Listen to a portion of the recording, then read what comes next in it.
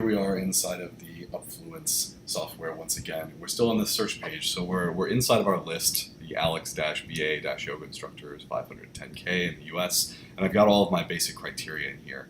And so far we've got 179,000 influencers that match this criteria. Now, we're not going to want to be contacting all 179,000 of these people because most of them aren't going to be in the sort of fitness and yoga space that we're looking for. So we're going to use the keywords function on the Upfluence software to narrow down people into a list that makes a little bit more sense for us to search, and then we can finalize and get some people on board. So in the searches here, you can see we can add multiple keywords, and they all have different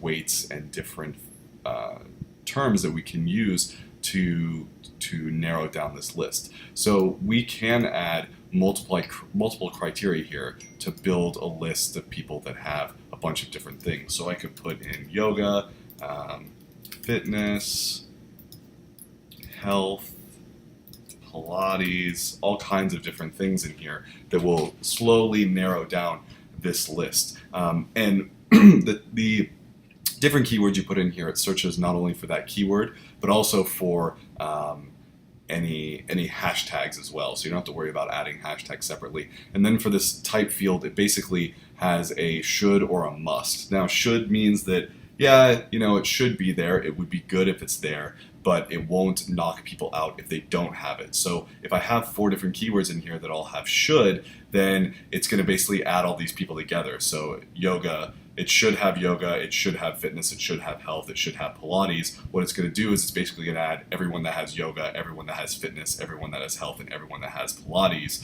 as well as people that have multiple ones. So you'll get an entire criteria. Now, if I change this to must, then what will happen is that it will only give me people who have yoga somewhere in their content. And so you'll see here we went from 60-something thousand influencers down to 18,000 when I put yoga as a must. Okay. Now this weight field you don't really need to worry about. And then this field over here for that's called field talks about and allows you to narrow down based off of where this content is found. So you can search for people who only have yoga in their bio.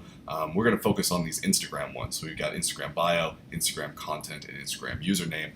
You're both basically going to be using Instagram content and Instagram bio because we're not searching for specific people. And so you can really narrow people down by searching for people who have, let's say, yoga in their Instagram bio. And so if I click on this, you'll see that it'll only people who have the word yoga, and it must be in their Instagram bio. So only people who have yoga in their Instagram bio will show up. You can see there's 669 people that have that right now. Now, when you do something like this and you have one of these criteria as a must, all of these shoulds basically don't matter anymore.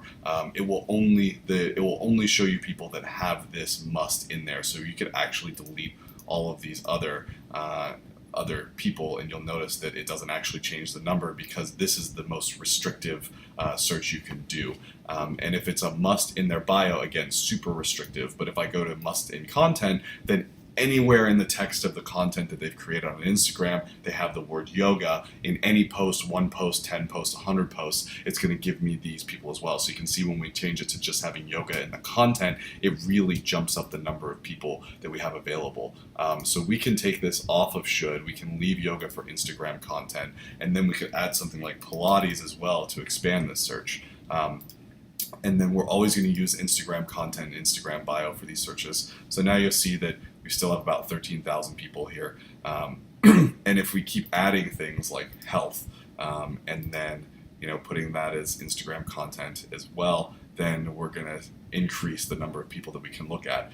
What we're going to want to do is you're going to want to narrow searches down so that you've only got a list of like a couple hundred people that you're going to be searching through, and then go back and then expand searches outwards as you go. So really, the best place to start would be with a Instagram bio that says yoga.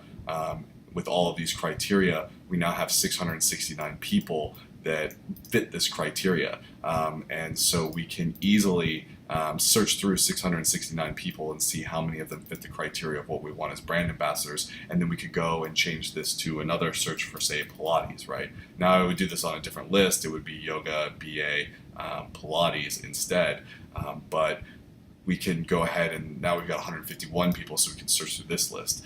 So what we want to avoid doing is ending up in a situation where, say, if we were looking for Pilates as a should in people's Instagram content, 1.5 thousand people is a lot to search through. It's going to be really difficult to find people, so we want to ratchet down to just a couple hundred people to search through, and then we can look through those lists and find people that match our criteria and narrow it down to just the people that we want to contact. And I'll show you how to do that in the next video.